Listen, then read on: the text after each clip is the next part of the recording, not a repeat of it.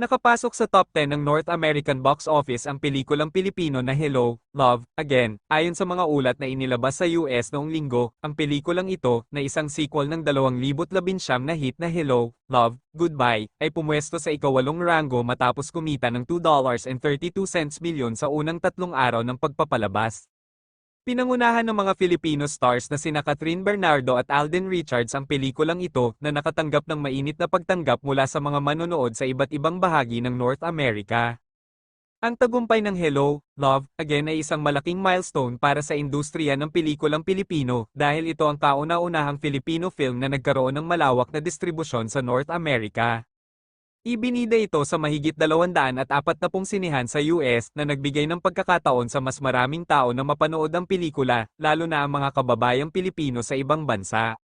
Sa kabila ng tagumpay ng Hello, Love, Again, nangunguna pa rin sa takilya ang Hollywood action comedy na Red One, na pinagbibidahan ni Dwayne Johnson. Kumita ito ng $34 milyon na siyang nangungunang pelikula sa box office.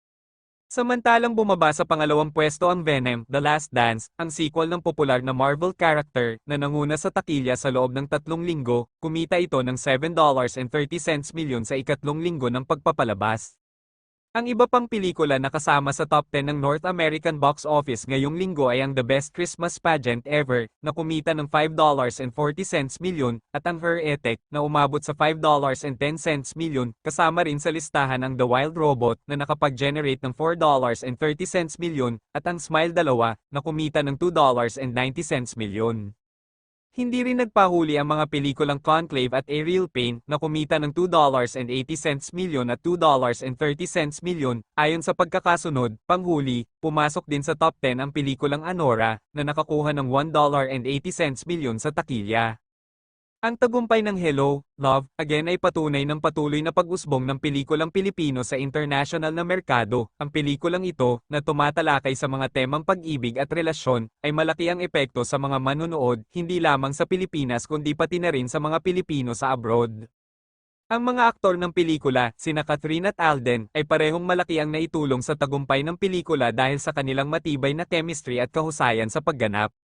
Sa kabilang banda, ang Red One Asterisk at Venom, The Last Dance ay patuloy na naglalaban sa takilya, ngunit makikita na ang mga pelikula mula sa iba't ibang bansa ay may pagkakataon pa ring makipagsabayan sa North American box office, tulad ng ipinakita ng Hello, Love, Again. Bagamat ang mga Hollywood films ay may malaking bahagi sa global box office, ang pagkakaroon ng mga pelikulang Pilipino sa mga international na listahan ay isang magandang hakbang para sa pagpapalaganap ng kultura at sining ng Pilipinas sa buong mundo.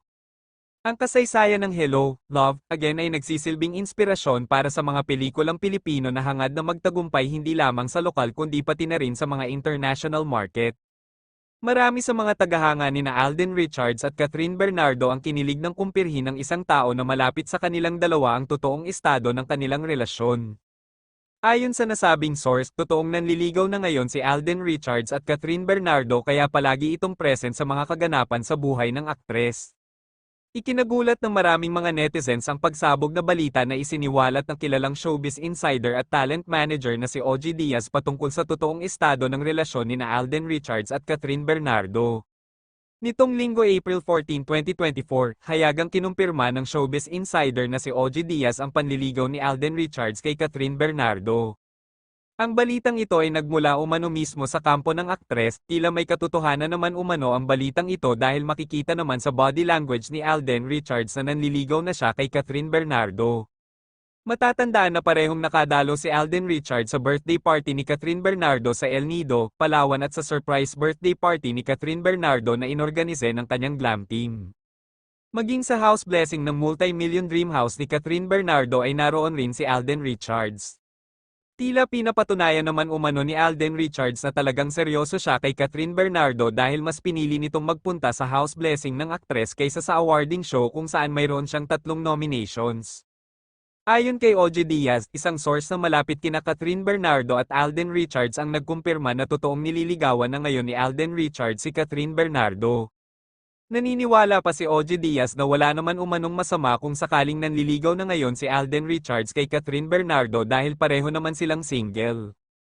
Financially stable na rin umano ang aktor at botong-boto rin ang mga pamilya ni Catherine Bernardo rito, kuhang-kuha rin umano ni Alden ang suporta ng ina ng aktres na si Mommy Min.